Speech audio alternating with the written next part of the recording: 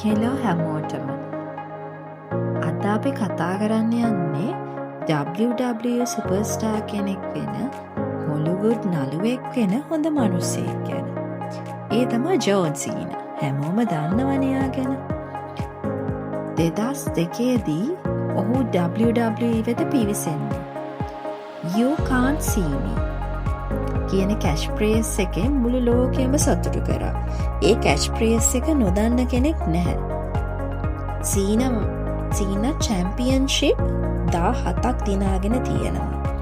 එයාගේ එනර්ජි එක, එයාගේ මූව්ස්, එයාගේ හිනාව, ඒ හැමදේම එයා රින් එකට ගෙනාවා. 2025 දෙසැම්බර් 13 ඒ කියන්නේ ඊයේ දවසේ සීනා අවසන් වරට තමා රින් එකට ගියේ. එයා දැඩිව සටන් කරා ඒ මැච් එක. ඒත් එයා ඊයේ ඒකෙන් පැරදුනා. ඒ තමයි එයාගේ අවසාන මැච් එක. ඒත් ක්‍රවුඩ් එකත් ලොකර් රූම් එකත් එයාට ස්ටෑන්ඩින් ඔවේෂන් එකක් දුන්නා. රෙස්ලින් අවසන් වුණත් අපිට සීනාව ස්ක්‍රීන් එකේ දකින්න පුළුවන්. එයා කොමඩි ෆිල්ම් වල, ඇක්ෂන් ෆිල්ම් වල ඒ හැම එකේම රඟපෑවා. ඒ අත්දැකීම් අපිට ඉස්සරහටත් බලන්න පුළුවන්.